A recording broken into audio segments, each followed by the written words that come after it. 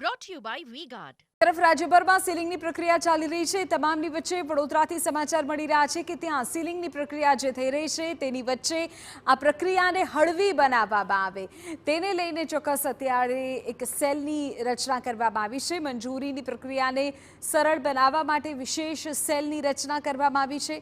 Seal ખોલવાની કામગીરીને સરળ બનાવવાનો નિર્ણય લેવાયો છે। ફાયર એનઓસી, ઓસી અને બીયુ સર્ટિફિકેટ એક જ સ્થળ પર હવે મળી રહેશે। વિશેષ સેલ સિંગલ વિન્ડો સિસ્ટમ પર કામ કરશે। ખંડેરાવ માર્કેટની બિલ્ડિંગમાં આ વિશેષ સેલ કાર્યરત થશે। આ વિશેષ સેલની ટીમમાં કુલ 23 અધિકારીઓ કામગીરી કરશે।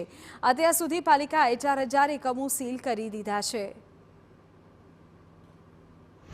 આપણે કોર્પોરેશનમાં એક ખાસ સેલની રચના કરવામાં આવી છે અને એમાં સિંગલ વિન્ડો સિસ્ટમ કાર્યરત કરવામાં આવી છે।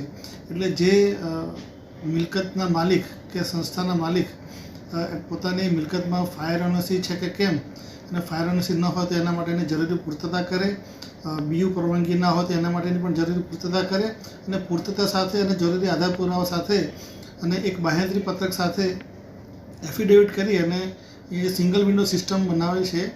એમાં અરજી કરે તો એનું સીલ બાંધકામનું સીલ ખોલવું કે કેમ એના માટેનો નિર્ણય કરવામાં આવનાર છે। Brought to you by V-Guard.